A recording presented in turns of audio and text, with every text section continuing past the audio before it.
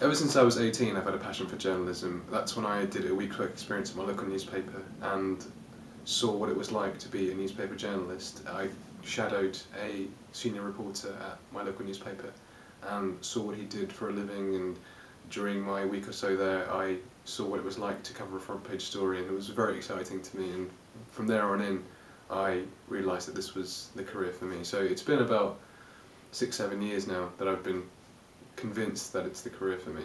Before that, I think I was dimly aware of journalism, of the media, but that was the turning point.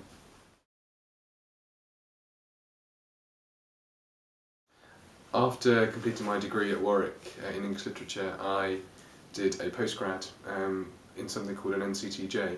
An NCTJ is the National Certificate for the Training of Journalists. It's a qualification that most newspaper journalists need to do before getting into newspaper journalism.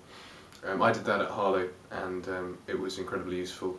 We were taught how to do shorthand, we were taught about media law, about public affairs, and about news writing, and that was very useful for me.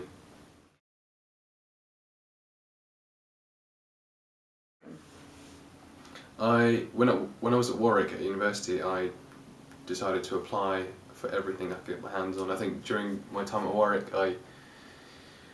in my first summer, I worked for a television company, I worked for a student magazine, I worked for a football website, the student newspaper, actually 2 student newspapers, a student magazine, and then in my second summer I managed to get work experience with, I got into a scheme with the BBC that they were running called Blast, which was amazing, and I got to be a sports reporter for 9 weeks for BBC Commentary in Warwickshire, which was incredible.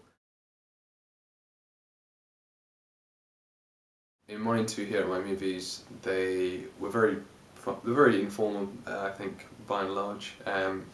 We spoke about films that we enjoyed, and we spoke about what my responsibilities would be. The main thing I do remember though was that in order to test me and put me on the spot, I was given 15 minutes to write a review of the last film that I'd seen at the cinema, which was Benjamin Button. So that was probably the most difficult aspect of the interview, that they threw something at me like that which I wasn't expecting, and thankfully it went okay. But I think often in these kind of interviews it's important to expect the unexpected maybe, and have an idea that it might not be as straightforward as you think it is. As media assistant, my main responsibilities were still editorial, so I did the news, reviews, features, did the interviews with film stars, red carpet stuff, but at the same time I also had the responsibility of doing sort of odd jobs for the media department as well, so capturing videos, capturing any tapes that came in, that kind of thing as well. So it was similar to this role with less management stuff and less responsibilities, but still a lot of the kind of cool fun stuff as well. In terms of what you can do on a sort of smaller scale, then if you run your own blog, if you have a Twitter feed which you use not to tell people what toast you've just eaten, but instead if you can tweet about interesting news stories in your area, link back to your blog all the time where you might have uploaded a new story or a new blog entry about something which has happened in your local area which you're interested in. Pitch your stories to your local newspaper.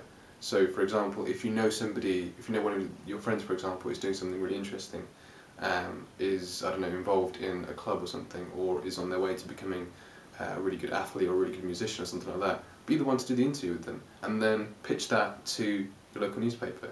I remember when I was starting out, I knew of a guy who was a comic book artist in my local area, and he had just recently completed the new Marvel edition of Batman, so that was pretty cool. And this guy lived in Ilford rather than LA, so that was just a cool thing to know. And so I went along to see him, and for a whole afternoon just hung out in his flat, and he told me all about his life and his work, and he showed me some of the recent pictures that he'd just drawn for the latest edition of Batman, and we got a photographer to come down from the local newspaper to take the photographs, and I wrote the feature, which was about 500 words long, and got it on the front page of the feature section. So something like that would be great. Know your area, know the people around you, see if they can work as potential stories. If there's an event happening, be the one to cover it, pitch it to your local newspaper.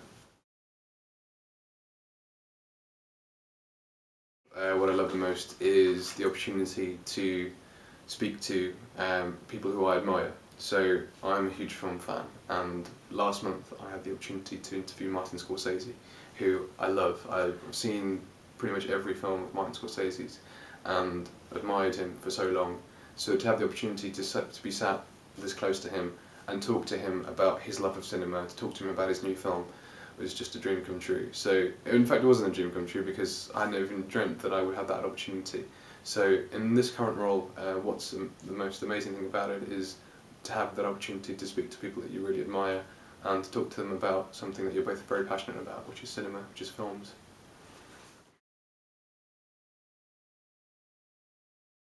What I'll be doing from March onwards for 12 months is I'll be part of the journalism trainee scheme that the BBC run. And the BBC do this every year. It's something which thousands of people apply for usually, and it sets you up for a career in broadcast journalism. So I'll be paid and everything like that, and it's a job working for BBC Midlands for 12 months as a TV, radio and online news reporter. So while doing the scheme, I'll be working within the news team in BBC Midlands, covering local news stories on TV, on the radio and for online as well. At the same time, I'll be receiving on-the-job training, and we'll have a couple of weeks out from my work within the BBC Midlands team to do training for a specific platform. So we'll have 2 weeks training on online, we'll have a couple of weeks on radio and a couple of weeks on TV. The most important thing I've learnt in my role here at My Movies is that there's never a limit to knowledge. The more you know about film, or whatever topic or whatever specialism you have in terms of journalism, there's never too much that you can know. Keep learning. When I'm not watching films as part of the job, watch films in my free time. When I'm not talking about films at work, I'm talking about films outside of work. It makes me a very interesting person to my friends, obviously. But no, it means that you just learn as much as you can about it. I read every review I can get my hands on for films out that week. I read film magazines. I follow as many film magazines and editorial teams at film websites and national newspaper sites that I can on Twitter. Just things like that. Make sure that I'm completely immersed in film, and that means that when the opportunity comes to interview somebody or to write about something, then I already have usually a base of knowledge which is based on the fact that I am completely immersed in film all the time. So that is probably the main thing that I've learned, is that you can never have too much knowledge about something. Keep learning, and it's important to keep learning because it always gives you a level of confidence. You'll go into an interview, maybe you haven't prepped as much as you would like, but you know a fair amount about that person you're about to interview or that film because you've been reading about it from previous months or previous weeks, so that's probably the main thing.